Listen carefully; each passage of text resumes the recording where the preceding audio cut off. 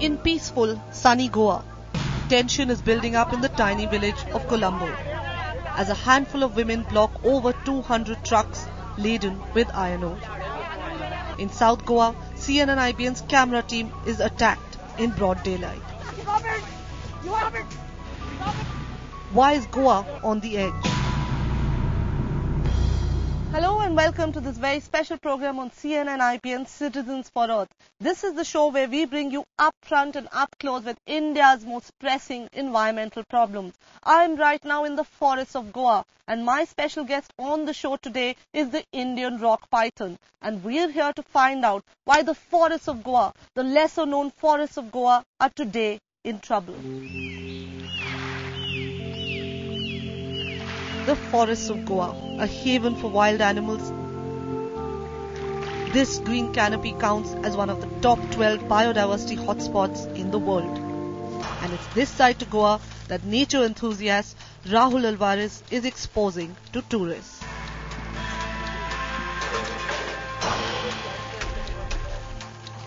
One of the things I'm also doing is taking tourists out into wildlife sanctuaries like this because they need to see this other side of Goa. Yeah. Otherwise all they're seeing is the beach. Unless we take them to places like this, they don't see the other issues that are affecting Goa, like the mining. From the millions of insects in this leaf litter to the mammals high up in the canopies here, it's a rich, thriving, productive ecosystem here in the forests of Goa. But right outside this green protective cover, it's a virtual war. There's an epidemic which is slowly eating away at all the forests. Mining. This tiny state is responsible for the production of more than half the iron ore exported by India. But its multi-crore mining industry is ripping the forests apart. Over 150 large mines are operating in a 10-kilometer radius of wildlife sanctuaries. 21,000 hectares of forests, which account for at least 18% of Goa's forests, have already been lost due to mining. And these mines are choking not just the forests, but also people's livelihood. And the otherwise laid-back Goans are now fighting back.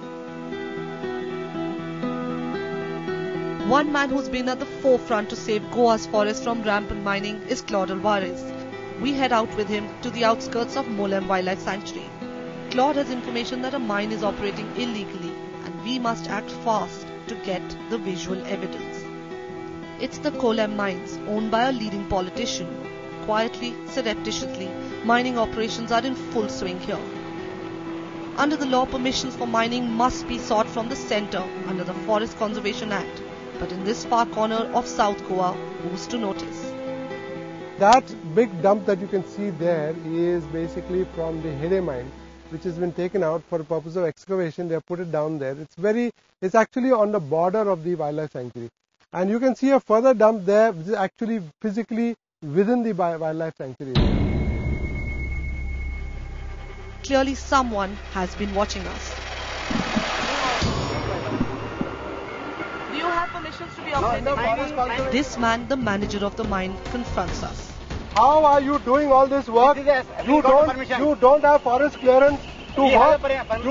You are in the Supreme Court at the moment saying that you want permission to continue the mining activities. We got permission. We're from a news channel. We'd like to give both sides. So if you think you are within the law, please say that to the camera. Come. And we've just been stopped by the manager here. He claims he's well within the law and he's now making calls to his seniors. And we right now, we have living proof over here right behind us. You can see that the mines are in operation. It's a blatant violation of the Forest Conservation Act. Mr. Vaidya asks us to come to the main gate of his mine. We're still oblivious to the dangers lurking ahead and agree. As we head back to the car, we see more violations. 1,000 square meters of prime tropical forest burnt to the ground. In this area, they cannot touch anything. You can see the stumps and you can see the remnants of the fire. To which they have, reduced everything to ash. In March 2008, the Forest Department issued a show-cause notice to this mine. 3 months later, it's still in operation. By filming this illegal mine, we've opened a can of worms. I realize now why the manager was so nervous about our camera. If the matter is reported to the Supreme Court, he may lose his license and access to the ore worth millions.